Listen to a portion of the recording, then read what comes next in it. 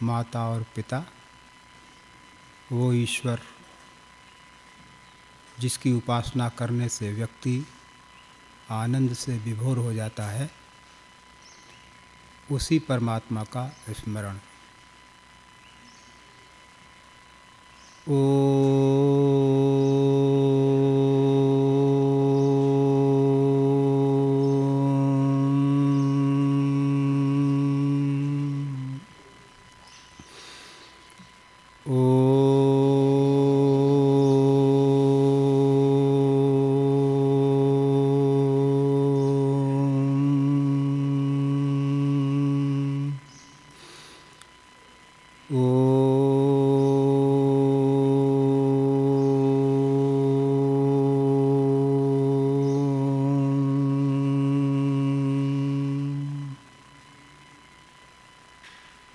आदरणीय आचार्य जी, सोपस्थित आर्यभद्र पुरुषों, पूज्य मातृशक्ति, प्रिय विद्यार्थियों, ऋषि दयानंद जी ने स्वयं मंतव्य प्रकाश में उपासना की परिभाषा की है।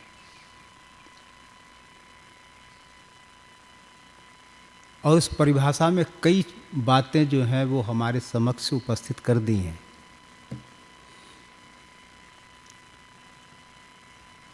पहले तो उपासना शब्द किस अर्थ में हम प्रयोग करते हैं उसका हमें ज्ञान होना चाहिए। उप का अर्थ होता है समीप, पास, निकट। जैसे राजनीतिक दृष्टि से यदि उप पद का प्रयोग किया जाए तो एक मुख्यमंत्री होता है, एक उप मुख्यमंत्री होता है। कुलपति होता है, दूसरा उप कुलपति होता है। मुख्य प्रधानमंत्री होता है तो एक उप प्रधानमंत्री होता है। तो उप का अर्थ राजनीतिक दृष्टि से देखा जाए तो एक की अनुपस्थिति में दूसरा काम चला ले, मुख्य की अनुपस्थिति में उसका कार्य रुके नहीं, इसलिए गौण व्यक्ति को वो पद दिया जाता है। जैसे मुख्यमंत्री, उप मुख्यमंत्री, मान लीजिए मुख्यमंत्री बीमार हो गया या कहीं विदेश यात्रा पे चला गया है, पीछे बहुत सारे काम करने होते हैं, तो ऐसी स्थिति में मुख्यमंत्री का कार्य वो उप मुख्यमंत्री संभालता है, वो देखता है जब तक वो नहीं आता वापस। तो समीप में जो होता है इसलिए रखा जाता है दूसरा व्यक्ति कि उसका कोई कार्य बिगड़ने न पाए, मेरी अनुपस्थिति में भी ये कार्य चलता रहे। और धार्मिक दृष्टि से देखा जाए तो उप का अर्थ क्या है? उप का अर्थ वहाँ भी समीप ही होगा। तो समीप कौन है? जीवात्मा। समीप कौन है? ईश्वर। समीप कौन है? प्रकृति। ये तीनों समीप हैं। इनको हम थोड़ा सा ऐसे कर सकते हैं कि ईश्वर है, बीच में प्रकृति है और अंत में जीव है। ईश्वर, जीव और प्रकृति, ईश्वर जमा जीव जमा प्रकृति, या ईश्वर प्लस प्रकृति प्लस जीव, ऐसे हम बोल सकते हैं। अब यहाँ पर हमें समीपता देखनी है कि कहाँ कहाँ किसकी निकटता हमें दिखाई देती है। प्रकृति बीच में है, ईश्वर इधर है, प्रकृति के बाद जीव है। तो देखा जाए तो ईश्वर और प्रकृति, इन दोनों की निकटता है, क्योंकि प्रकृति के बिना तो ईश्वर किसी वस्तु का निर्माण ही नहीं कर सकता है। जैसे कुछ धार्मिक मान्यता चलती है कि अभाव से भाव की उत्पत्ति हो जाती है, कुछ है नहीं और उत्पत्ति हो गई। शून्य से ये ब्रह्मांड बन गया है। कभी ऐसा संभव है कि कुछ हो ही नहीं और कुछ बन जाए? कुछ बनने के लिए कुछ होना जरूरी है। तो ईश्वर और प्रकृति ये दोनों पास पास हैं, और फिर प्रकृति से इधर जीव है, तो प्रकृति से जीव समीप है, और इधर प्रकृति ईश्वर के समीप है। समीप तीनों हैं, पर दूरी सबसे अधिक किसकी ज़्यादा है? दूरी जो है वो जीव की ईश्वर के साथ दूरी ज़्यादा है, क्योंकि बीच में प्रकृति आ गई ना, बीच में प्रकृति आ गई, इधर जीव है और इधर ईश्वर है, तो दूरी जो है ईश्वर से जीव की थोड़ी अधिक हो गई है। तो यहाँ यद्यपि समीपता प्रकृति और जीव की है, ईश्वर और जीव की समीपता नहीं है। फिर क्या करें, समस्या आ गई। और ये दूरी क्यों बनाई गई, ये दूरी की कल्पना क्यों की गई? क्योंकि जीव जो है, ईश्वर जो है, ईश्वर तो प्रकृति के समीप है और प्रकृति ईश्वर के समीप है, तो वो ईश्वर जो है निमित्त कारण के रूप में प्रकृति रूप उपादान कारण का निर्माण करके बहुत बड़ा विशालकारी जगत की रचना कर देता है। एक एक वस्तु उसकी रचना का संकेत है। अब प्रकृति ईश्वर के समीप है, ईश्वर प्रकृति के समीप है, इसलिए ईश्वर ने प्रकृति की विशाल रूप में रचना कर दी जीवों के भोगने के लिए। ईश्वर तो नहीं भोगता ना कुछ भी। ईश्वर कुछ भोगता है क्या? ईश्वर को प्रकृति से कुछ चाहिए? नहीं चाहिए ना। क्यों नहीं चाहिए? पूर्ण है। अपूर्ण को ही कुछ चाहिए। कम जानने वाले को ही ज्ञान की आवश्यकता पड़ती है। जो ज्ञान से पूर्ण है उसे किसी से सीखने की, जानने की आवश्यकता है ही नहीं, वो स्वयं पूर्ण है। इसलिए अपूर्ण से पूर्ण की ओर जीव का प्रयत्न चलता रहता है। तो जीव और ईश्वर की समीपता में जो दूरी है वो प्रकृति की है, क्योंकि प्रकृति चूंकि जीव के लिए बनी है, अपने लिए तो बनी नहीं है। तो जीव के लिए बनी होने से जो जीवात्मा जो है वो प्रकृति के समीप अधिक रहता है, ईश्वर के समीप बहुत कम रहता है। हम अपने जीवन में इस बात को देख सकते हैं कि सुबह से शाम तक हम तो चलो थोड़ा बहुत ईश्वर का स्मरण कर भी लेते हैं। पूरे विश्व भर में भिन्न भिन्न प्रकार की उपासना पद्धतियाँ चलती हैं। मुसलमान अपने अलग ढंग से उपासना करते हैं, क्रिश्चियन अलग ढंग से उपासना करते हैं। उनकी प्रार्थनाओं के भाव भी कुछ अलग अलग होते हैं। क्रिश्चियन कहते हैं कि हे ईसा मसीह हमें आज की रोटी दे दो, कल की दो मत दो पर आज की तो दो। कल की कल प्रार्थना कर लेंगे, कल की कल रोटी मिल जाएगी। उनकी रोटी की ही प्रार्थना है। मुसलमानों की कुछ अलग, नमाज में कुछ भावनाएं होती होंगी, उसका तो मैंने कहीं देखा नहीं, नेट पे उसका मिल सकता है। वो क्या प्रार्थना करते हैं, नमाज में क्या बोलते हैं, वो क्या उसका भाव होता है। अब नमाज में ये काफिर को मारो बोलते कि नहीं बोलते हैं, वो थोड़ा साधु कोटि में है, लेकिन वो समझने की बात है। किसी मुसलमान से पूछा जा सकता है भैया तुम नमाज में क्या बोलते हो, क्या उसका भाव निकलता है। हिंदू से पूछो या वो अनेक प्रकार की प्रार्थनाएं करता है। सबसे बड़ी उसकी प्रार्थना यही है कि हे भगवान हमारे पापों की क्षमा हो जाए। गंगा गंगेति यो ब्रूयात योजना सतैरपि। सैकड़ों कोसों से दूर भी अगर आप गंगा गंगा का स्मरण कर लो तो आपके सारे पाप खत्म। मुसलमान भी इसी कहते हैं, तौबा कर लो। ईसाई भी इसी कहते हैं कि जो तुमने पाप किए हैं वो ईसा मसीह का नाम ले लो, सब कुछ खत्म। फिर नए सिरे से, जैसे कपड़े पुराने हो जाते हैं ना, वो कपड़े पुराने हो जाते हैं, आदमी उतार के फेंक देता है, फिर धुले हुए कपड़े पहन लेता है। ऐसे ही आज हमने जो पाप किया वो हमने ईसा मसीह को उनको सौंप दिया। अब हम फिर से पाप करने के लिए नए सिरे से तैयार हो गए। तो उनकी उपासना में, भिन्न भिन्न प्रकार की उपासना में कहीं कहीं सिद्धांतों का मेल है, तो कहीं कहीं सिद्धांतों में थोड़ी सी भिन्नता है। अब हम अपने आर्य समाजी की बात करें, आर्य समाजी उपासना का क्या अर्थ लेते हैं? वो कहते हैं कि ये जो प्रकृति है, यद्यपि प्रकृति के समीप ईश्वर और ईश्वर के समीप प्रकृति, प्रकृति के समीप जीव और जीव के समीप प्रकृति, ये तीनों हैं, लेकिन फिर भी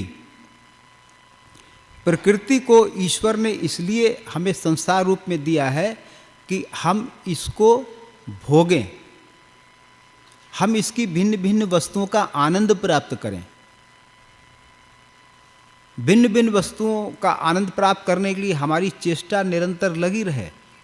हम ऊंचा पद प्राप्त करें, ऊंची प्रतिष्ठा के लिए दौड़ लगाएं, सम्मान के लिए दौड़ें, अच्छी धनराशि हमारे पास हो, हमारा सब जगह सम्मान हो, लोग हमें प्रेम करें। ये संसार की चीज़ें हैं और इन संसार की चीज़ों को प्राप्त करने के लिए लगातार रात दिन जीवात्मा का प्रयत्न चलता रहता है। तो ये बुरा नहीं है, लेकिन व्यास जी एक और बात इसमें जोड़ते हैं। महर्षि पतंजलि और व्यास दोनों एक मत हैं। वो कहते हैं कि देखो भाई, संसार तो ईश्वर ने तुम्हारे भोगने के लिए तुम्हें सौंपा है और ये तुम्हें भोगना ही चाहिए। कोई चीज किसी का सेवन करने के लिए होती ना। एक प्रकृति ऐसी चीज है जो स्वयं का स्वयं सेवन नहीं करती।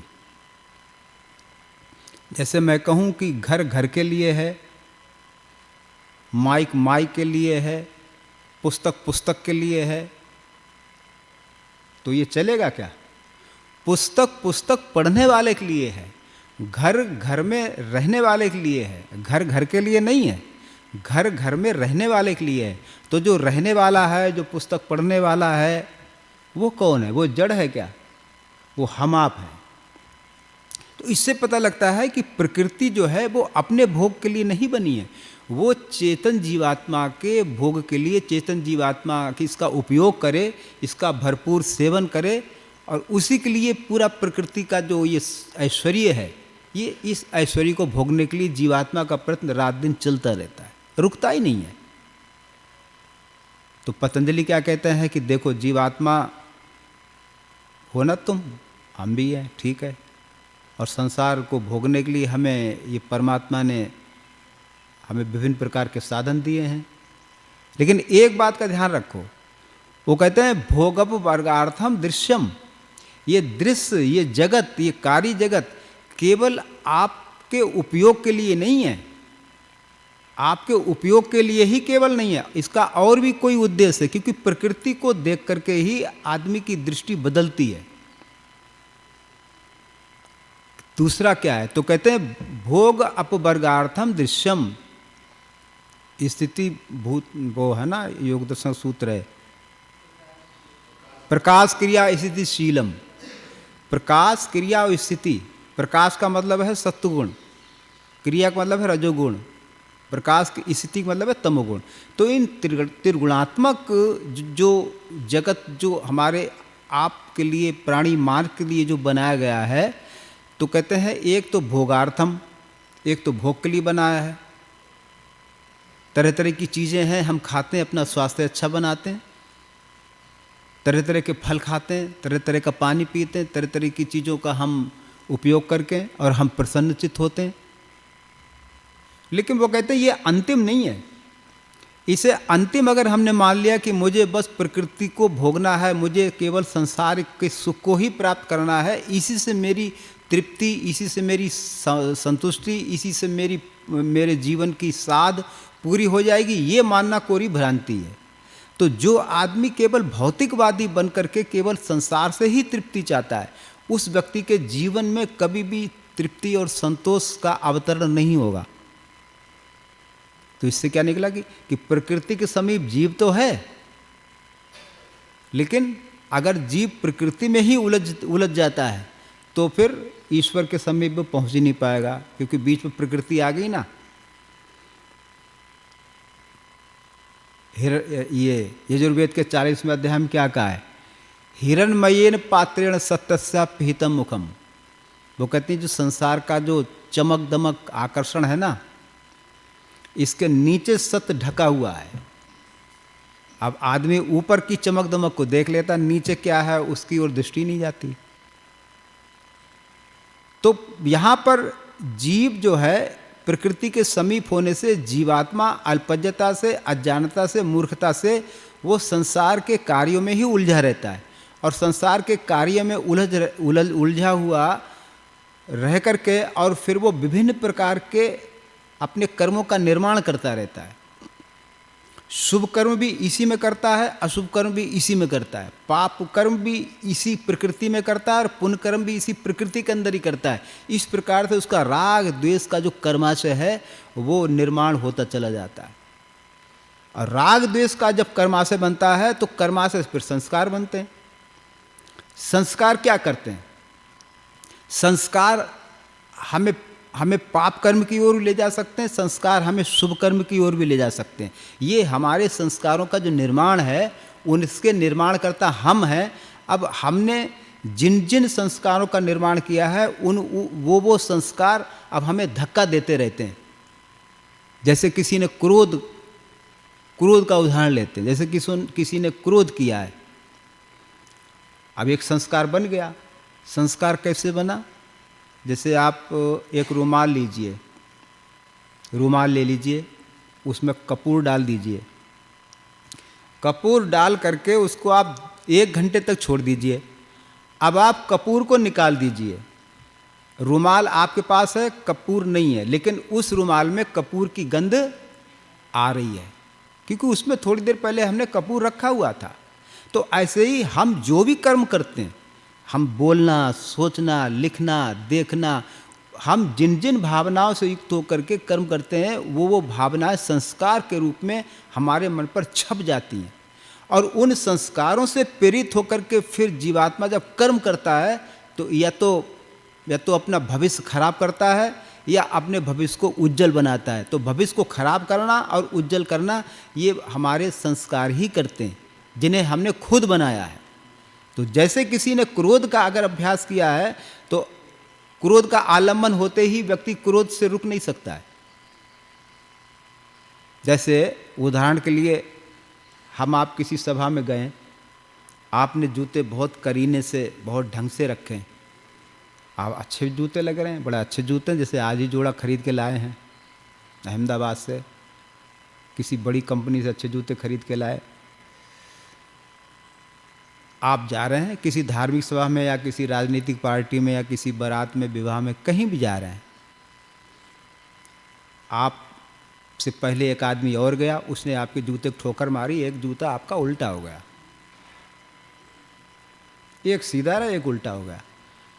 अब आपकी हमारी आंखों में खून के अंगारे बरसने शुरू हो जाएंगे, अग्नि के अंगारे कह सकते हैं। अग्नि के अंगारे बरसने लग जाएंगे कि ये नालायक, इसे दिखता नहीं है कि मैंने आज ही तो जूता बाजार से लिया है, खरीदा है, और इसने मेरा जूता उल्टा कर दिया है, इतनी जल्दी इसको लगी है।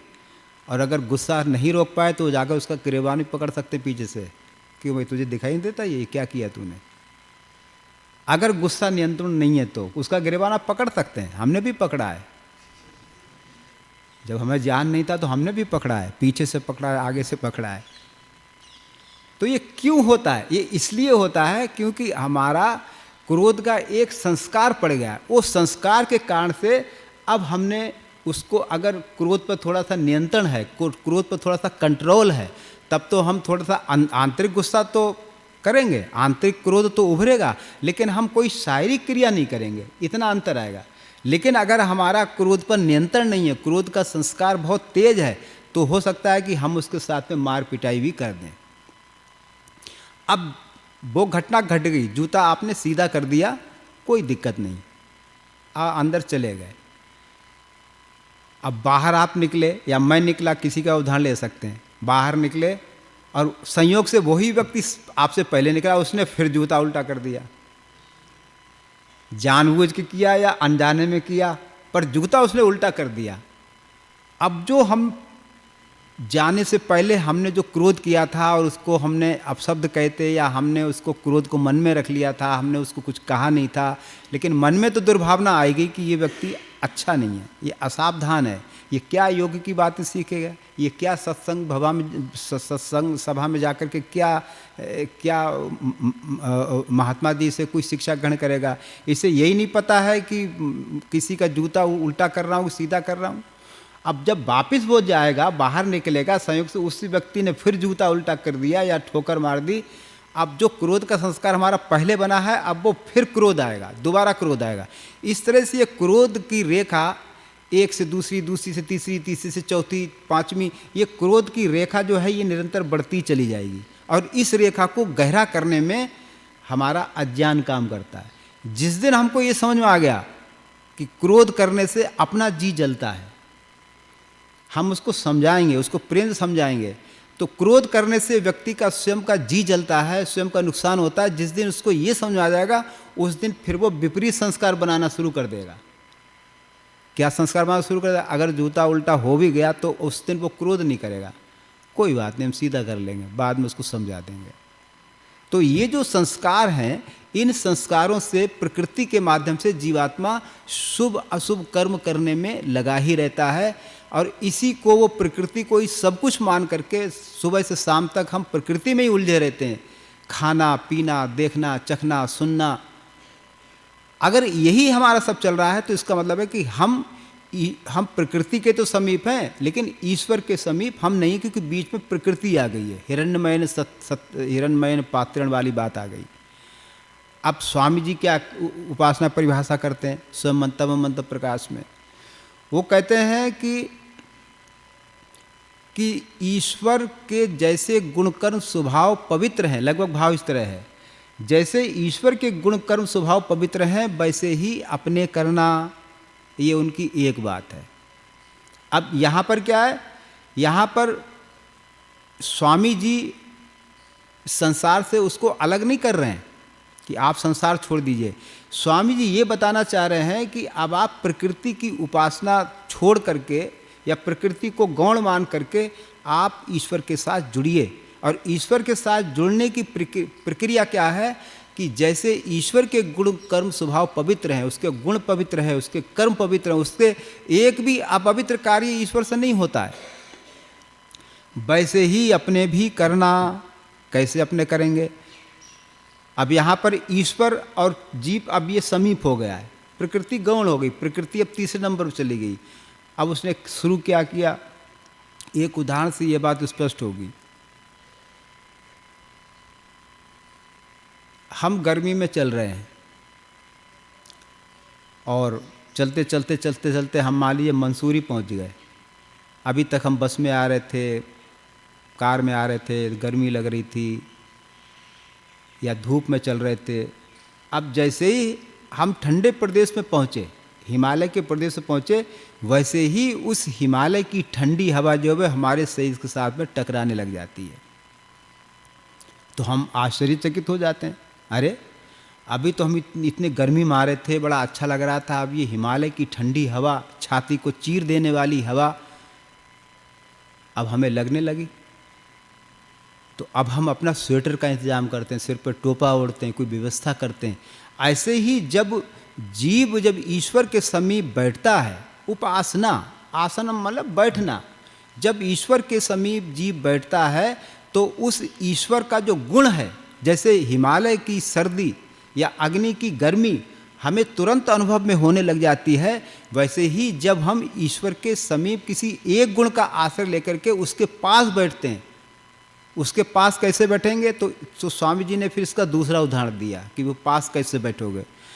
अब स्थूल शरीरधारी तो पास में बैठता नजर आता है कि भाई मैं माइक के पास बैठा हूँ, मैं आपके पास बैठा हूँ, आप मेरे पास बैठे हैं, माइक मेरे समीप है, मैं माइक के समीप हूँ, ये तो समझ में आता है। लेकिन ईश्वर अब ऐसा तो है नहीं कि उसके समीप बैठे कैसे, वहाँ तो ऐसा कुछ है ही नहीं। तो वहाँ स्वामी जी ने एक दूसरा उदाहरण रखा। क्या उदाहरण रखा? कि ईश्वर व्यापक है और जीव व्याप है। व्यापक व्याप भाव से व्यापक और व्याप भाव से ये समझना कि ईश्वर हमारे समीप है, हम ईश्वर के समीप हैं। ये एक स्वामी जी ने दूसरी परिभाषा लिख दी कि व्यापक भाव से उपासक ये भावना बनाए कि मैं ईश्वर के समीप हूँ और ईश्वर मेरे समीप है। तो व्यापक बड़ा होता है, व्याप्य बड़ा होता है, व्यापक बड़ा होता है। तो व्याप्य यहाँ पे कौन हो गया? व्याप्य यहाँ पे जीव हो गया, क्योंकि वो अल्पज्ञ है, वो सूक्ष्म है लेकिन सूक्ष्माति सूक्ष्म नहीं है। तो ईश्वर की दृष्टि से जीव जो है वो व्याप्त हो गया है और ईश्वर व्यापक हो गया है। तो ईश्वर मेरे समीप है, मैं ईश्वर के समीप हूँ, ऐसा अनुभव करे, ये दूसरी बात हो गई। तो इसको लौकिक उदाहरण से भी हम देख सकते हैं, जैसे स्वामी सतपति जी महाराज और हम सब उदाहरण दिया करते हैं। जैसे एक छोटी बाल्टी ले लीजिए, या बहुत सारे उदाहरण बन सकते हैं। एक छोटी बाल्टी में आप एक रुई का टुकड़ा डाल दीजिए, नीचे तक उसको डुबो दीजिए, ऐसे करके नीचे उसको ले जाने दीजिए। अब आप देखेंगे कि रुई के टुकड़े का कोई भी ऐसा अंश नहीं है जहाँ पर पानी की बूंद ना हो, पानी का अस्तित्व ना हो। सब जगह पानी की जो बूंदें हैं या जल की जो व्यापकता है वो पूरी तरह से रुई के उसमें टुकड़े में पूरी तरह से व्यापक हो गई है। अब जब आप उसको उठाएंगे तो आप दाएं से देखिए, बाएं से देखिए, ऊपर से देखिए, नीचे से देखिए, बीच में से देखिए, कहीं से भी आप उसको देखेंगे तो वहाँ पर आपको पानी का अस्तित्व नजर आएगा। तो जब ईश्वर के समीप साधक बैठता है आंख बंद करके, तो कैसा अनुभव करता है कि मैं ईश्वर की गोद में हूँ, यानी ईश्वर मेरे चारों ओर है, दाएं बाएं नीचे ऊपर, और मैं बीच में बैठा हुआ हूँ। ईश्वर की गोद में मैं सुरक्षित हूँ, मैं ईश्वर में व्याप्त हूँ, ईश्वर में मैं डूबा हुआ हूँ। ऐसे आनंद का वो जीव अनुभव करता है। ये दूसरी परिभाषा हो गई। और तीसरी परिभाषा, तीसरी में फिर उसका फल बताया। फल क्या बताया? कि इसका फल जो वह है ज्ञान की उन्नति आदि है। मतलब ईश्वर के समीप बैठने से, ईश्वर का ध्यान करने से, ईश्वर का चिंतन करने से, एकाग्र शांत स्थान पर जब हम अपने को श्रद्धापूर्वक ईश्वर के साथ जोड़ करके बैठते हैं तो आप स्वयं अनुभव करेंगे। जो ध्यान करते हैं श्रद्धा से, उनकी बात बता रहा हूँ। जो टाइम पास करते हैं उनके ऊपर ही लागू नहीं होगी। जो समय पास करते हैं ना, भाई देखते हैं घड़ी, हाँ कितनी देर हो गई, अभी 10 मिनट और हैं, फिर हाँ 2 मिनट और हैं, घंटी कब बजी? घंटी बज गई, हाँ ठीक है, और ऐसा करके अपने उठ गए। ये तो उपासना झूठी है। इस उपासना को सच्चा नहीं कहा जा सकता। और जो इसको सच्चा मानता है उसकी उन्नति रुक जाएगी। वो वहीं पे उसने पत्थर अड़ा लिया है, पत्थर अड़ा लिया उसने, अपनी उन्नति के आगे पत्थर अड़ा लिया है। तो जो सच्चे हृदय से, जो मैं तो कहता हूँ 15-20 मिनट के लिए अगर सच्चे हृदय से ईश्वर के साथ में जुड़ जाते हैं तो वही अनुभव होगा जो स्वामी जी ने अपने स्वमंतव्य मंतव्य प्रकाश में लिखा है। वही अनुभूति होगी। जैसे लोहा है, अभी लोहा दूर है, अग्नि दूर है। लोहार क्या करता है? जब लोहे की उसे कुल्हाड़ी बनानी होती है, लोहे की तलवार बनानी होती है, तलवार, अभी मैं जब अजमेर से इधर आ रहा था रोजड़ की तरफ, तो बीच में एक गंगवार जगह आई थी। हमारे साथ में कौन गए थे? ब्रह्मचारी विमल जी बैठे हुए और प्रदीप जी भी थे। तो एक गंगवार जगह आई थी, और वो गंगवार जगह मतलब जो क्षत्रियों की जगह कह सकते हैं उसको। तलवारें, ढालें, छुरी और कटारी, बर्छी, कई तरह के हथियार, मतलब छोटी बड़ी छुरी, या तलवार खरीदनी तलवार खरीदो, छुरा खरीदना छुरा खरीदो, कटारी खरीदे कटारी खरीदो, क्योंकि उन बेचारों का धंधा है।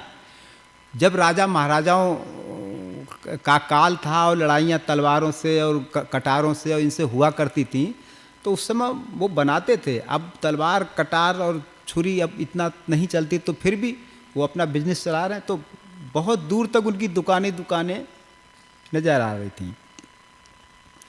तो अग्नि से हम जब लोहे का संपर्क करते हैं और लोहे से हम कुछ बनाना चाहते हैं, कोई भी चीज़ बनाना चाहते हैं, मान लीजिए कुल्हाड़ी बनाना चाहते हैं, तलवार बनाना चाहते हैं, तो लोहे को अब यूँ तो आप मोड़ से नहीं सकते, उसको अग्नि में डालना पड़ेगा।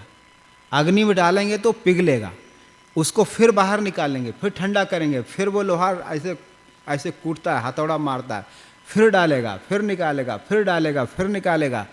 और जब इस तरह से बार बार उसको निकालते हैं, बार बार उसको डालते हैं, तो कोई सज्जन मनुष्य कहेगा अरे तू लोहे को क्यों परेशान कर रहा है भाई, इसने तेरा क्या बिगाड़ा है? तो बार बार उसको तपा रहा है, बार बार उसको निकाल रहा है, बार बार उसको कष्ट दे रहा है। अरे अत्याचारी कुछ मान जा भाई, इतना अत्याचार मत कर लोहे के ऊपर। तो वो कहेगा कि महाराज अगर हम लोहे को बाहर नहीं निकालेंगे, लोहे को गर्म नहीं करेंगे, फिर ठंडा नहीं करेंगे, फिर कूटा काटी नहीं करेंगे, तो आपका ये कुल्हाड़ी तलवार ये कुछ बन ही नहीं पाएगा। इसको बनाने के लिए इसको बार बार बाहर निकालना, ठंडा करना, ये बहुत आवश्यक है। तो जैसे अग्नि के समीप जब लोहे का संपर्क होता है तो उस अवस्था में अग्नि के गुण जो है वो लोहे में आने लग जाते हैं, गोला बिल्कुल लोहा बिल्कुल लाल हो जाता है। तो ऐसे ही स्वामी जी कहते हैं कि जब ईश्वर के समीप हम और हमारे समीप जब जीव होता है तो फिर उसके गुण कर्म स्वभाव से जीव अपने आप को पवित्र कर लेता है। यानी उसके गुण क्या है, एक गुण को ले लीजिए, अब यूँ तो ईश्वर के अनंत गुण हैं, हम एक गुण को ले लें। देखिए ईश्वर कैसा है, आनंद से भरा हुआ है। इसी गुण को ले लीजिए कि हे ईश्वर आप आनंद के स्रोत हैं, मैं आपके उस आनंद के स्रोत से जुड़ना चाहता हूं। आनंद का स्रोत मिलते ही व्यक्ति आनंदित हो जाता है। तो आप आनंद के आधार हैं, आप आनंदाधार हैं, आप आनंद के स्रोत हैं। मैं उसी स्रोत से जुड़ने के लिए आपके पास बैठा हूं।